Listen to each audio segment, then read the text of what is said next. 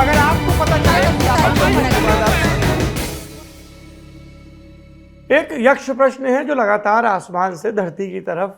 टंगा रहता है और पूछा जाता रहता है ये सवाल कि बम्बई बसवराज बोम्मई कब तक,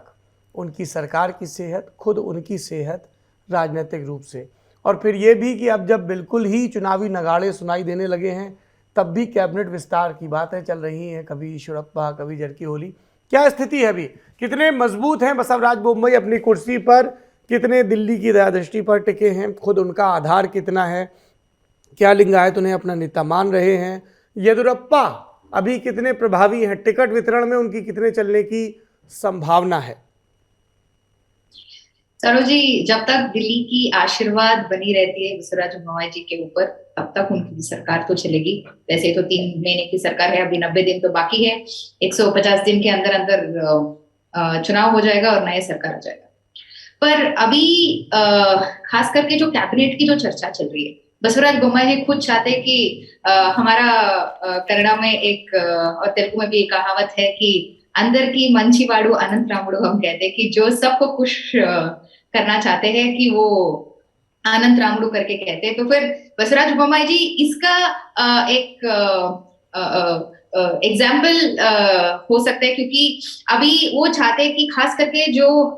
सिद्धरामैया का जो कास्ट है कुरुबास है, और उस कास्ट को बिलोंग करते हैं ईश्वरप्पा। जो कैबिनेट अभी 6-7 महीने पहले एक बड़ा मुद्दा हुआ था, एक कॉन्ट्रैक्टर ने सुसाइड कर लिया था, तो उसके लिए उसके नाते उनको हटा दिया कैबिनेट से। तो फिर वो चाह रहे हैं कि अभी मुझे दोबारा मंत्री बना जाए, कि मुझे दोबारा कैबिनेट में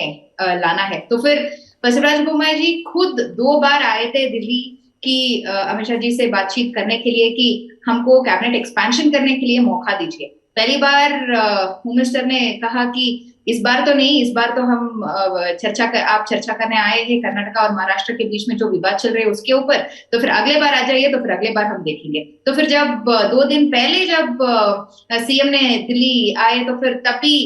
ये तो क्लोज डोर की बात है, पर जो भी बाहर सुनाई दे रहे तो उसके बारे में मैं कह रही हूँ। पर वहां पे भी बोला गया था कि पहले आप जो आरक्षण है उसके ऊपर आप ध्यान दे दीजिए, कैबिनेट तो हमारे ऊपर दे दीजिए। पर इतना तो जरूर है कि सीएम तो खुद एक चिट्ठी तो देके आए हैं होम मिनिस्टर के पास कि ये हम चाहते हैं। तो वैसे एक पूर्णिमा श्रीनिवास करके एक महिला विधायक है जो उनको बढ़ती देना चाहते हैं कि ताकि एक मैसेज जाए कि कर्नाटका में कि हाँ, हम वुमेन्स को ज्यादा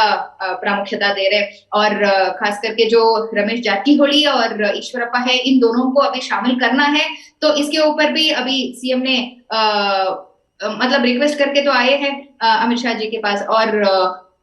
2 वैकेंसी तो है ही है, और 2 वैकेंसी में किसको ये लोग भरते हैं अभी देखना पड़ेगा, क्योंकि बल्लारी इलाका में एक लोगों को तो लाना अभी जरूरी है, क्योंकि रेड्डी ने अभी नया पार्टी भी खोल लिया। पर एक स्थिति पे अभी तो बहुत द्वंद्व तो चल रहे कर्नाटका में कि कैबिनेट होगा कि नहीं होगा। अगर होगा तो फिर किसको लाएंगे, किसको नहीं लाएंगे। अगर इस वक्त दे दिया तो मंत्री लोग अभी क्या काम कर पाएंगे, तो फिर कितना असर पड़ेगा चुनाव पे। ये तो एक तरफ कैबिनेट की एक्सपेंशन हो गया, और दूसरी तरफ आप पूछ रहे थे कि येदियुरप्पा जी के बारे में। एक अभी मैं मतलब 2 दिन हुई मैं दिल्ली से आई, तो फिर पार्लियामेंट में ऐसे ही कुछ पत्रकार लोगों के साथ होम मिनिस्टर ने चर्चा कर रहे थे, तो उन्होंने साफ तरीके से कहा इस बार अगर हम कर्नाटका में चुनाव तो जाएंगे तो पूरा येदियुरप्पा जी का फेस रख के ही जाएंगे, ये तो हमारी तरफ से तय है। पता नहीं कि उनको मुख्यमंत्री बनाएंगे कि नहीं, पर इस बार जो चुनाव जाएंगे वो बीएस येदियुरप्पा के नाम से ही जाएंगे। तो इसका मतलब ये तो साफ है कि